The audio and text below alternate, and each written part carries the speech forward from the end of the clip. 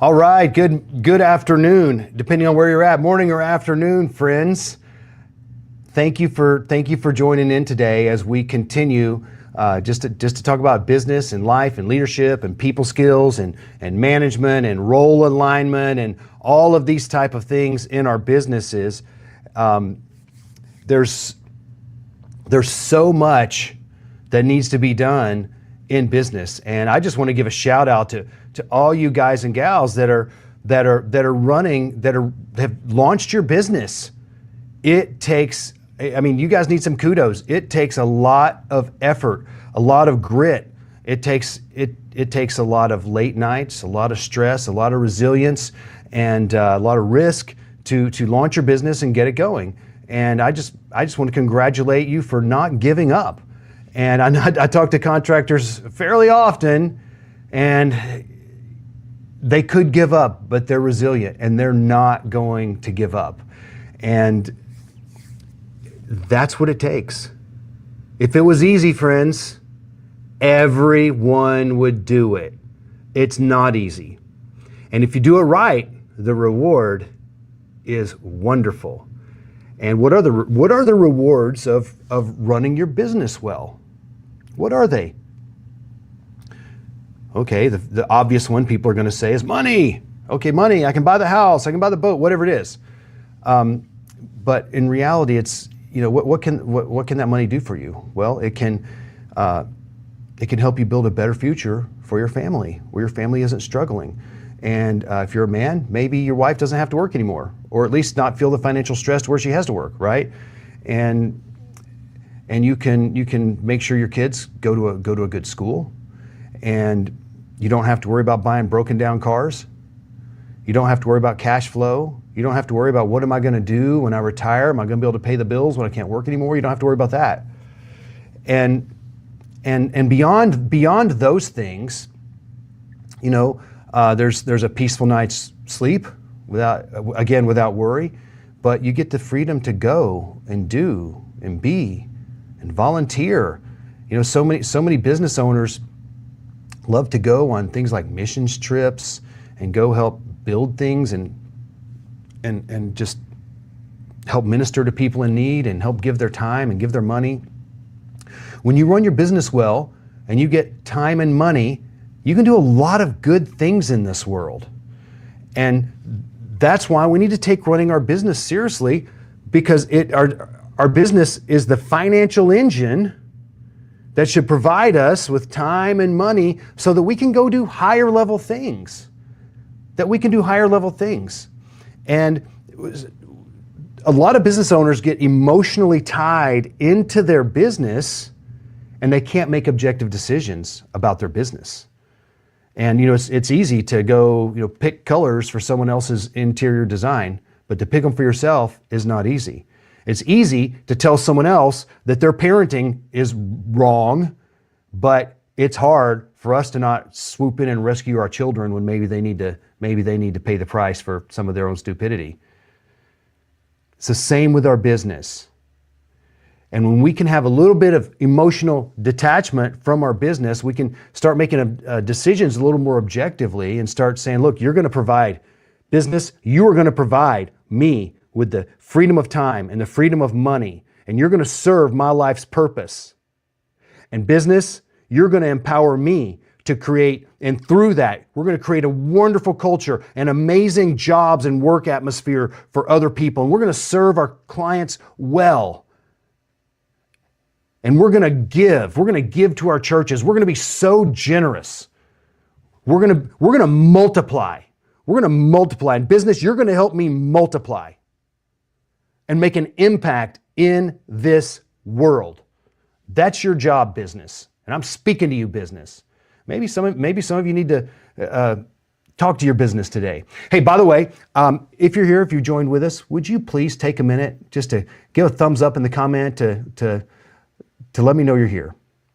And you know what we are going to do today? We're going to do this yet again today. We are going to give away a free ticket to the upcoming Contractor Freedom Summit, which is just in a week and a half, October 27th through 29th, right here in Allen, Texas, in person. It's a 3-day transformational event where you're going to learn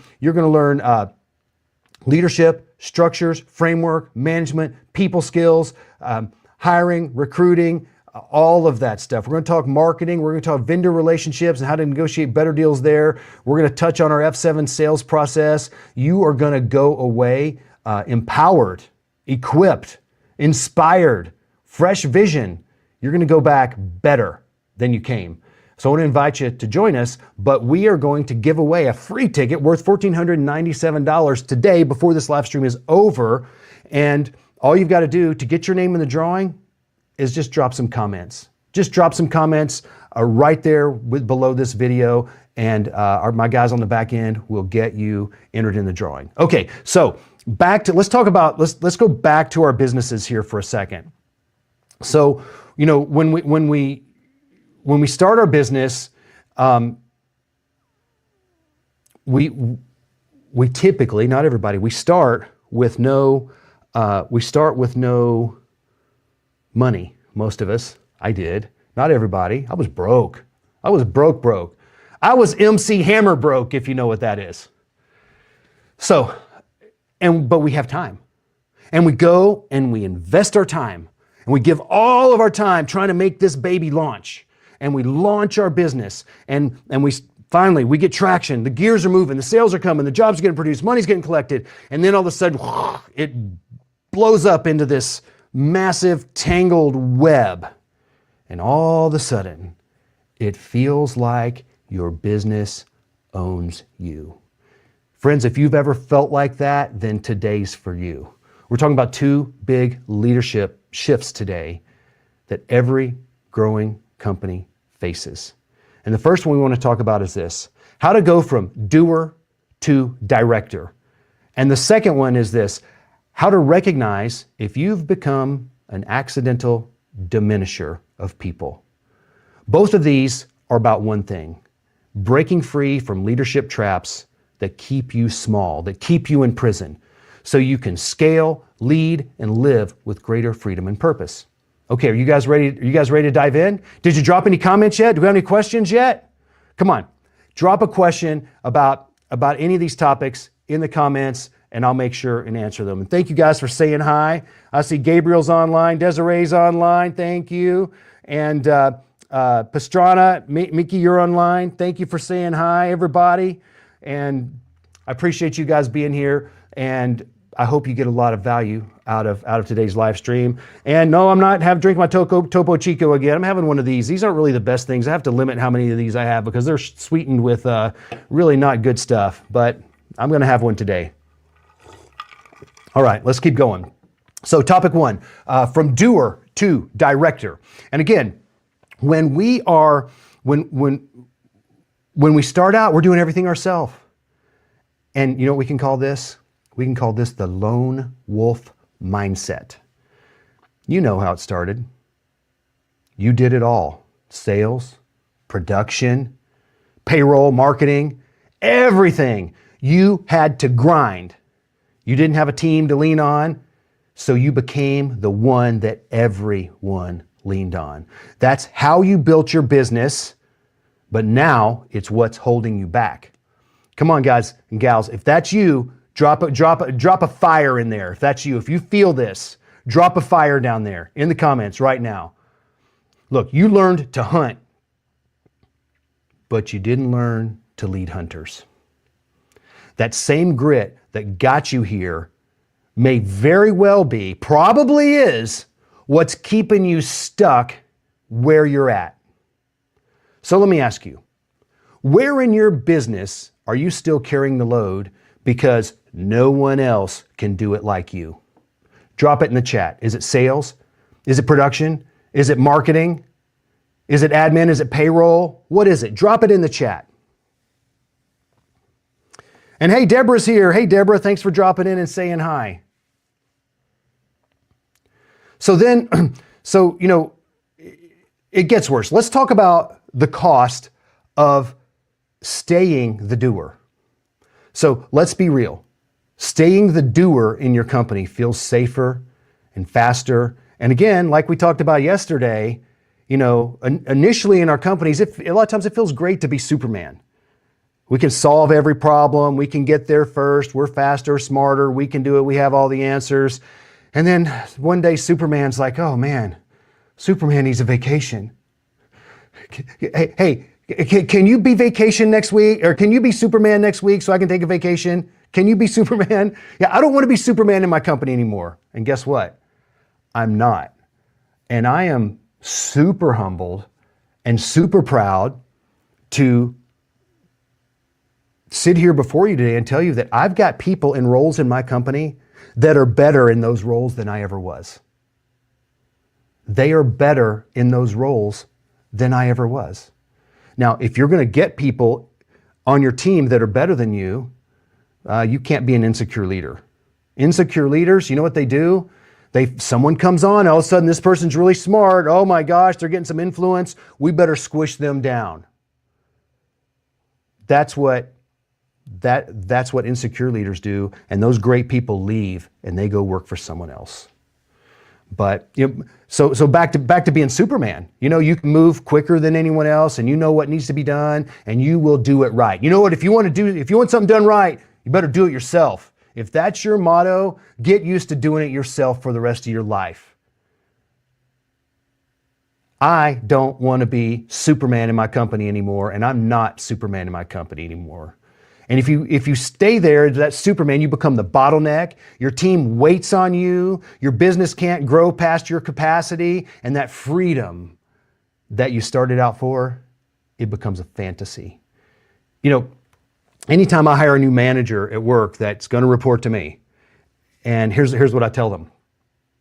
Look, I'm not in the office much, and the last thing I ever want you to do is wait on me for something.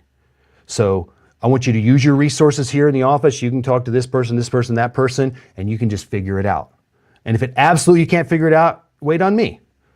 But I hired you as a manager because we have problems to solve, not just things to do. Managers need to be problem solvers. And we'll talk about management another day. Okay, anybody got any comments? Any questions? All right. Deborah says, Ben and I are still doing it all. Okay, and Dallas says, what books do you recommend? Well, it depends on the subject. Dallas, tell me what subject, and I'll tell you a book I recommend. And so guys, we all know this. We've heard this all the time. If your business can't run without you, you don't own a business, you own a job. So I want to ask you today, do you own a business or do you own a job? I mean, what would happen if you took 2 weeks off? Would things run smoothly or would things fall apart? And I can always tell when I'm at events, whether it's a Contractor Freedom event or some other industry event. Guys,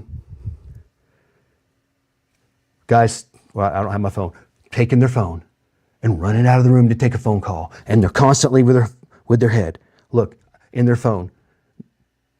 Because they don't have to be on site, but they have to be on the phone call all the time. So that's one step better than having to be on site all the time. And I'm certainly don't mean to diminish anybody that does that, because I've been that person. But what I'm saying is, when you do things right, you can even break free from that. Okay? When you go away on vacation, or even when you go on date night, okay? Even when you go on date night, you can silence your phone. Gee, that's a novel idea. Actually give your spouse your full attention while you're on a date? Oh my gosh. I remember those days, okay? Yeah, but would things fall apart for you if you stepped away for, a week or two? The solution, friends, is to become the director. Look, you're not going to win by doing more. You're going to win by directing better or leading better. And the director asks a different question. Instead of saying, how do I do this? The director asks, who can do this for me? Who can do this for me? And I've got to be honest, this has been a struggle for me personally, because the doing. Look, I grew up as the youngest of 4 boys. I had, my brothers were older than me. They're off doing all their old thing. I had to do everything myself. And when I started my business, I had to do everything myself. And that just became my default way of working. And even to this day, I will catch myself saying, why am I trying to figure out how to do this? I need to find the person that already knows how to do this and get them to do it. Get them on my team, get their advice, whatever it is. We have to ask a different question, friends. Your new role is not to be the hero. It literally is to build heroes. Here's what that looks like. Okay, first of all, you have to have clarity of vision. When you have clarity of vision, everyone knows where we're headed as a company and why. And by the way, friends, this same thing applies in your family. Men, you need to be leading your family with clear vision. The second thing is we have to build and empower people. We need to turn followers into leaders. You don't need followers in your company. You need to develop leaders. John Maxwell says, I quote him a lot, don't I? He's made a huge impact on my life.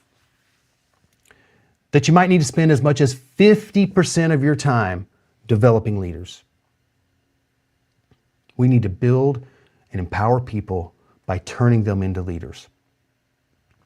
And then the next thing we need to do is we need to systemize success. And that's about creating repeatable, measurable processes. And just as an example, in our F7 sales process, there's seven clear steps, okay? And if the salesperson doesn't come home with a sale, we can diagnose why they didn't sell it. And without this, here's what typically happens in most companies. Oh, you how'd your appointment go? It went pretty good. So you didn't sell it? No. Well, what's going on? They're just they're just price shoppers. Or they're just tire kickers. They weren't ready to make a decision. And that's the lie that we tell ourselves because we don't really know what went wrong. And when you have a process that you can divide it out in our 7 steps, we can know, what exactly was it that we failed, where we failed. We can diagnose it, and then we can coach on that. Matter of fact, in our system, all of our sales calls are recorded and AI analyzes them. And then sales management uses those and listens to those and coaches them. There's a lot at stake in your sales process and in other processes inside your company. So we have to systemize that success. And then we also need to hold others accountable. Look, we can't be soft, weak leaders. We need to hold others accountable. We need to lead with care, coach them with care, with clarity, and we also need to be firm. Look, as a business owner, you have a responsibility to turn every lead, to maximize the value of every lead. And the moment we stop doing that, we are wasting what's been entrusted to us. And I feel like that the business I own and the leads and the opportunities that we have are opportunities given to us by God that need to be stewarded well and not wasted. We've got to hold others accountable. Okay, let's see here.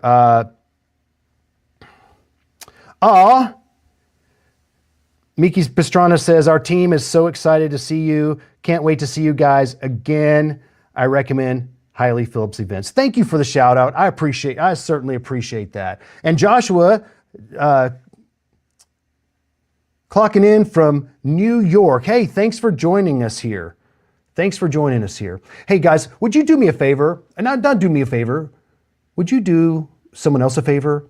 Would you click the share button right now and just share this either to your feed, to your profile, or with someone that needs to hear this? Help someone else by sharing this with them. We're on a mission to impact as many lives as we can to help contractors move from contractor prison to contractor freedom so that they can live, so that you can live with greater freedom and purpose beyond just running your business. There's no freedom in being a slave to your business. Okay? So, but you know, what's the one thing that you're still doing in your business that you should actually be directing? What is it? I bet you can think of something. I bet you can think of something. So here's how we make the shift from doing to directing, okay? From doer to director. We have to let go. We need to identify in our company what only you can do. What are those things that only you can do?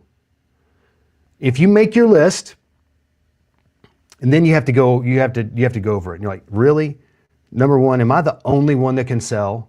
It might be I'm the only one on the team that can sell today. Okay, so there's things I have people that I can delegate stuff to now, and there's people that positions I need to fill to delegate to. And so we need to be real about what are the things, if I had the right people, I could delegate to, and what are those things that only I can do. And we need to spend our time doing those and work on delegating and releasing the rest, okay? Now look, I know a lot of business owners get burned because they delegate, say, okay, I hired a salesperson, an estimator is what they typically call them. I hired an estimator. And we hire an estimator and he goes out and he runs the leads and he doesn't sell anything. Now all of a sudden we've got nothing, no work to do. There's a lot at risk when you delegate to the wrong person, or you have a bad delegation process, or you have a bad process at all.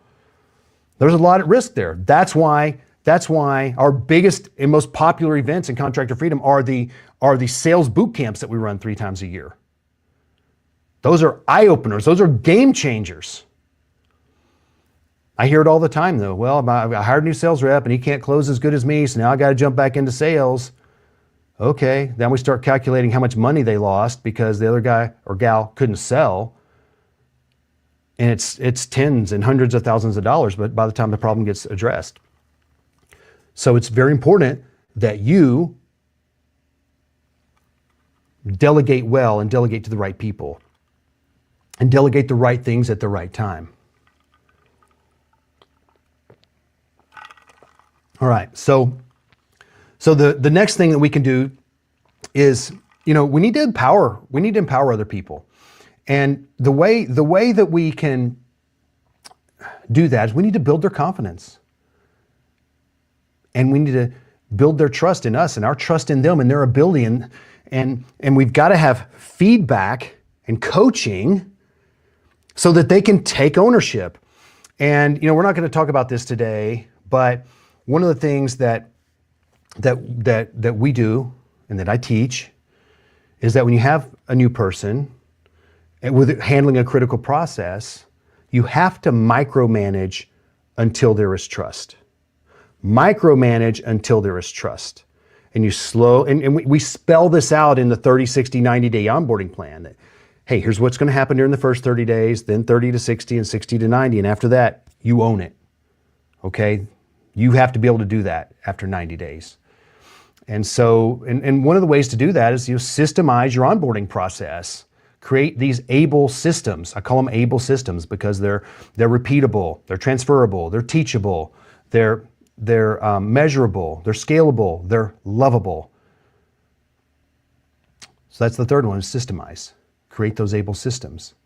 And again, you may not know how to create these able systems. It's not rocket science. The easiest, simplest system is just make a checklist and have someone religiously follow a checklist when they are following a process. That way you don't miss the obvious things. And again, these are the types of things that we teach at the Contractor Freedom events and inside the Contractor Freedom coaching program as well. But here's the thing, okay? When we're empowering people, we need to coach them, not carry them, not coddle them. Okay, we really need people that are empowered, that can own these things. or else we're just going to keep doing the job for them. We're spending extra double time, double checking and fixing their work. Now, if you've ever had to do that before, come on, send a thumbs down in the, well, maybe not, send a thumbs down in the chat there. We need people that can carry the ball in their area. Jenna says hello. Okay, Zachary Parker says, what's your favorite CRM for small companies? Well, it really depends. That's a great question, Zachary. It depends on what industry you're in, and if you're a contractor, there's quite a few, and some of them are specializing. Like if you're a painter, if you're a painter and you're running like under 500,000, typically most guys are going with drip jobs. And when you start getting above $1 million, a lot of guys are shifting over to like Paint Scout, and there's some others as well. And some people are, using high level and other systems like that. So it really depends on what actually fits you and your company and your workflows. I can't give you, there's not a one size fits all on that. Okay. And so let's see here. But that was a great question. And I would suggest you connect with other people that, I don't know what business you're in, if you're a painter, roofer, gutter guy, or something else. But that does matter. So the next thing is this: we need to measure what matters. Okay. I say that we need to lead from the heart and manage by the numbers. And every role in your company needs to have defined KPIs, okay? Defined KPIs, like in our call center. Things we measure are how fast they respond to leads. We call that speed to lead. And that's measured like in seconds. We measure what is how many set rate versus, if we have 100 leads come in, how many of those do we get appointments set? And of those, say we set 95 appointments on 100 leads. Well, if we set 95 appointments, how many of those do we actually get to go out and meet with because they didn't cancel? So now maybe we're down to 90. And then so we want our call center to take the leads and give the sales team an appointment a great appointment. And so we have metrics within there that they are constantly watching. And of course, they have a daily goal. Hey, we need X amount. Here's how many appointments we need to set today. They have a daily, a weekly, a monthly, and an annual goal for everything. And so when you can give people numbers, they know what the score is day to day. They know if they're winning or if they're losing, if they're ahead or behind or on track. Instead of just, well, we're doing pretty good today. Yeah, it's pretty busy. It's pretty busy. Hey guys, if y'all have a question, please drop them in the comments. And thank you so much for joining in today. Thank you. I hope you're getting some value out of this. As a matter of fact, would you please do someone else a favor? Will you share this? Will you just click the share button right now and just share this on your feed or your profile or your page, or even text it to someone and share this with them. There's a lot of people that need to hear this content.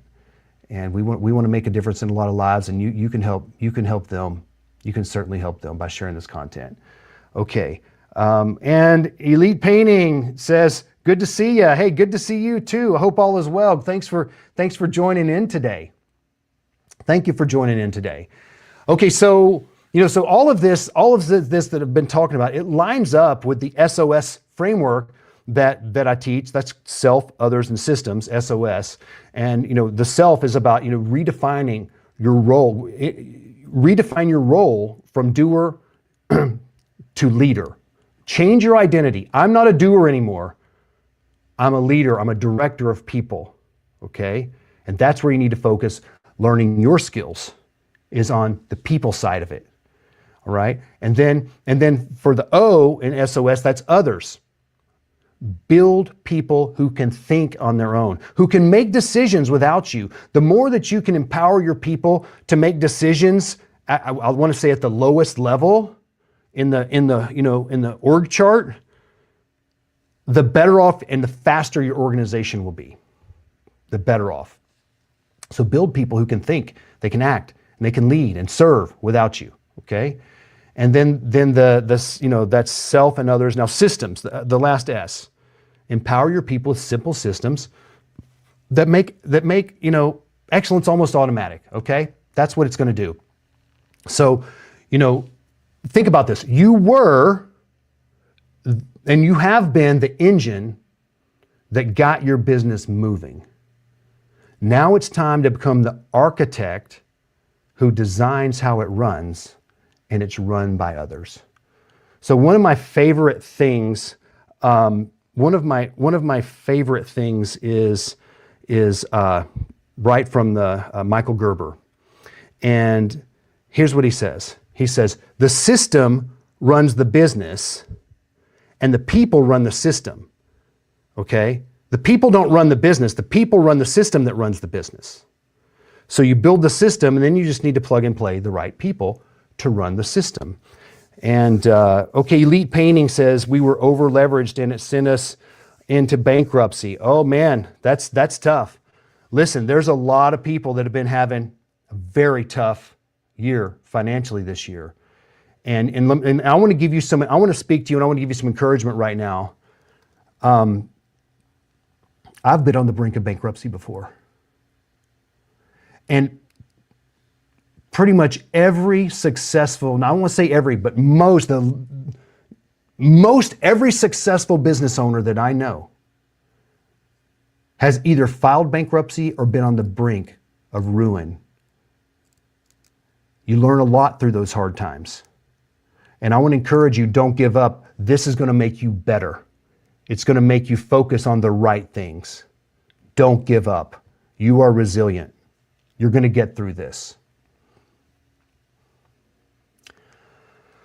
Okay, so we started shifting from doer to director. But here's the next leadership trap that sneaks in, even for the best of us.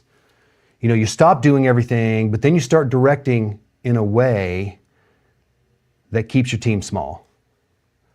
Let's talk about that. So we all have this management style. We all have we call it our own management style. And here's some things that we tend to tell ourselves. Well, it's my way or the highway. Well, that's the way I manage. If they don't like it, hit the road.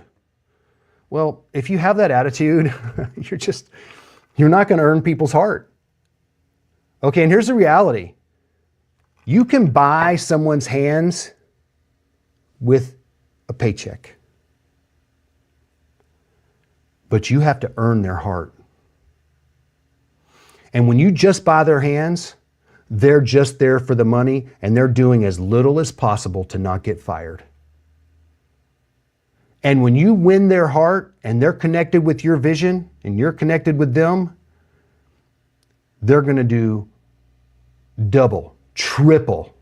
They're going to watch your back. They're going to they're going to hold up and live out your values when you're not around.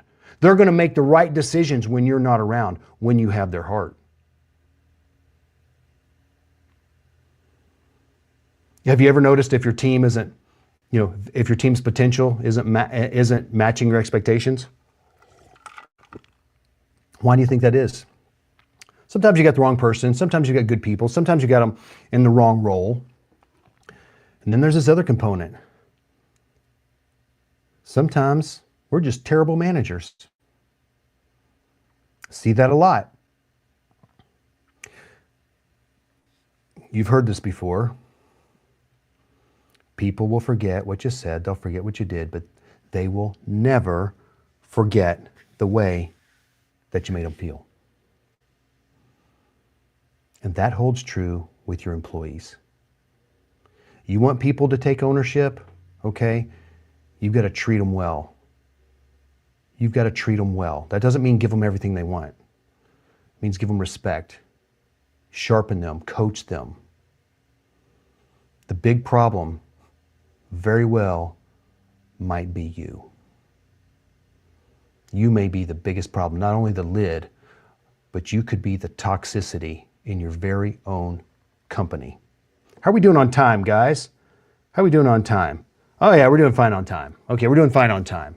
Man, I'm so glad you guys are here. Would you take a minute to share? By the way, we're click the share button, share this with someone, and we are going to have a drawing here at the end, and we're going to give away a free ticket to the upcoming Contractor Freedom Summit. And now, if you've already won, you can't win again, okay? And if you've already registered and you win, we'll give you an additional ticket, okay, to bring a spouse or to bring another employee if you win and you've already registered. Thank you for being here today. I hope you're finding value in this. But that's the real question. Are you the problem in your company? Are you the toxic one? Now, author Liz Wiseman calls this the accidental diminisher. We mean well, but we unintentionally hold our team back. So what is an accidental diminisher? What is that? An accidental diminisher is someone who thinks they're helping, but ends up stifling the growth, the confidence, the culture, the attitude. It's not that they're bad leaders, it's just that or bad people, it's that they're just unaware. So let's walk through 6 common examples of accidental diminishers, and let's see if you can relate to any of these. Do any of these sound familiar, okay? And the number one is the idea fountain. That's the person that you're full of ideas, and you're constantly sharing them. And you think you're inspiring your team, but really, you're overwhelming them, and they don't know where to focus. Guilty. I'm guilty right here. Are you guilty? If you're guilty, just throw a hand up there, or just put guilty in the comments, okay? Yeah, Angel says, build people, and they will build the company. That's true, Angel. That's true.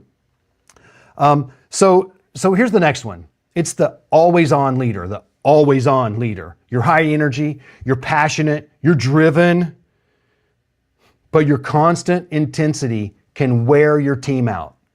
Guess what? Guilty. I was guilty of that one again. I was guilty of that one too. That was me. Okay? When you go away and you come back and your team's doing better and more refreshed, and they're like, Jason, can you leave more often? That's kind of humbling to hear, okay? So, don't make your team start thinking, I can't keep up. And look, when you started your business, so many business owners are those people that they've got this unlimited energy source. Most people aren't like that. They're just not like that. That doesn't mean they're not going to be great employees and do a great job for you. So sometimes we just need to turn it down. We need to turn down the energy sometimes. And maybe we need to let others set the pace and lead the charge. And pace is important in business, okay? But what doesn't help is these short little sprints where you come and you bring a bunch of energy and everybody's pumped up and stressed out, and then you leave and they can calm down. What's better is if you can just have consistent output in your business. All right, so the third one is this. It's the rescuer. You hate watching your team struggle. So you sweep in and you save the day on whatever they're struggling with. I mean, it feels good. You're Superman again, right? You get it done. But you just trained them to depend on you. You didn't let them fail. You didn't let them learn. You didn't let them figure it out. You just told them and showed them. Look, people need to be able to do it themselves. Let them do it themselves. Let them fail. Create a safe space where they can fail sometimes. So don't rescue them. And this is one of the hardest things ever, especially when you know the answers. Ask them guiding questions instead of giving them the answers. Yeah, it takes like 3 times as much time. But then once you've coached them through it, they know how to work through these problems. They know how you think. Now they can start following that process themselves without you. And they can do it 100 times without you. And you just need to take 3 times as long the first couple times and walk them through it. And then, so here's the 4th example, the pace setter. The pace setter. You lead by example. You run fast. You set a high bar. But here's the problem. You're just too far ahead. You're outrunning them. Me, guilty. I used to get too far out. I used to tell my team, tail lights, all you can see is my tail lights. And it was a big joke. But in reality, it wasn't good for my team. Because they're like, man, I can't see that far. I'm stuck here in the grind. I need to lead them and be just far enough ahead of them. I need to be in sight, okay? If you're too far ahead, your team's going to stop trying to catch up and they're just going to let you run. So, again, we've got to set clear expectations. We've got to let our team find their own rhythm. And your job isn't to outpace them. Your job is to empower them. Okay, the fifth one. This is the rapid responder. You're quick, you're decisive, and you're on top of everything. But again, it's similar to the previous. You jump in too fast, and you're the loudest voice, you're the authority, and you jump in and put in your opinion and your input, and you cause others to shut down. They're not going to respond because you're always jumping in there. Don't jump in too fast. We got to slow down. And here's a great way to do it. Before giving someone direction, say, hey, what do you think? Okay. All right. And some people are going to, your more assertive people on your team, they're going to make sure their voice is heard. But you need to intentionally ensure that those people that are quiet during those meetings, that before you wrap up, you make sure they have the opportunity to share, because they probably see it from an angle that you don't see it. And it's very vital that you get that information from them. Okay? Now here's the sixth one. It's the optimist. You always look on the bright side. Hey, that's great, looking on the bright side. Until your optimism starts drowning out real concerns. Okay? And one of the things that great leaders do is they face the truth. We can't ignore the problems. Yes, we need to be optimistic. Hey guys, this is terrible. This absolutely sucks. This is the worst thing that's happened. But guys, we're going to get through it. We've gotten through hard things before. We're going to get through this. You can be optimistic while not ignoring real concerns and real struggles that your team is having. So we need to balance this hope with honesty. And again, we need to listen to their challenges before just jumping straight into positivity. And so now, instead of being a diminisher, and there's probably a 100% chance that you saw yourself in some of those examples in being an accidental diminisher. But the opposite of a diminisher is a multiplier. And friends, I got this idea right out of the book called Multipliers. I've read this book multiple times, and that's a book I highly recommend to you. We want to multiply the intelligence of our team's genius, their intelligence and their genius. We need to ask more questions. We need to just do less telling. We need to create thinkers on our team and encourage thinking and problem solving. And we need to create ownership. We need to delegate with clarity, then get out of the way. We need to encourage people to grow and to learn and to stretch, and sometimes they need to even be able to stumble. We need to hold one another accountable. We need to coach them. Don't just fix them, coach them. We need to celebrate growth over perfection, and we need to reward progress and not just recognize progress and not just wait to reward outcomes, okay? And so I want you to ask yourself, where might you be unintentionally holding your team back? Do you talk more than you listen? Do you solve instead of coach them? True leaders don't create followers. They create more leaders. Okay? So here's the challenge I want to leave you with today. Ask yourself, two things. First, where do you need to move from doer to director? And two, where might you be an accidental diminisher? And if you can shift in those two areas, your leadership impact is going to multiply, your freedom will multiply, and it's just going to be incredible. Now, before we have our drawing, okay, I want to thank you guys for tuning in. But I want you to hit like, I want you to hit follow, I want you to drop a comment, and I want you to share with someone else who needs to hear this, okay? So we're going to have a drawing right now before we close up, and we're going to give away a free ticket to the upcoming Contractor Freedom Summit. Come on now. Let's go. Here we go. We're ready, Aiden.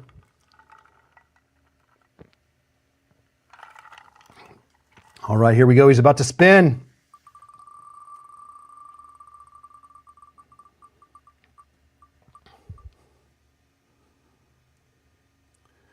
Joshua Edwards. Did Joshua win already?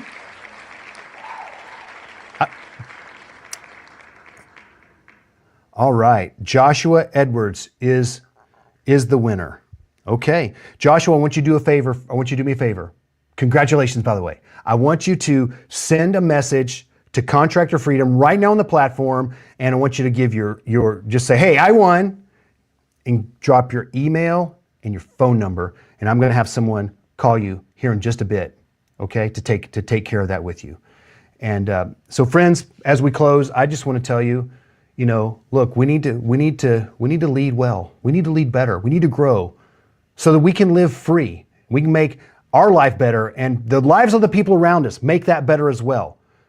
Trust is the currency of business, and we need to build a business that serves our life, not the other way around. Okay, friends?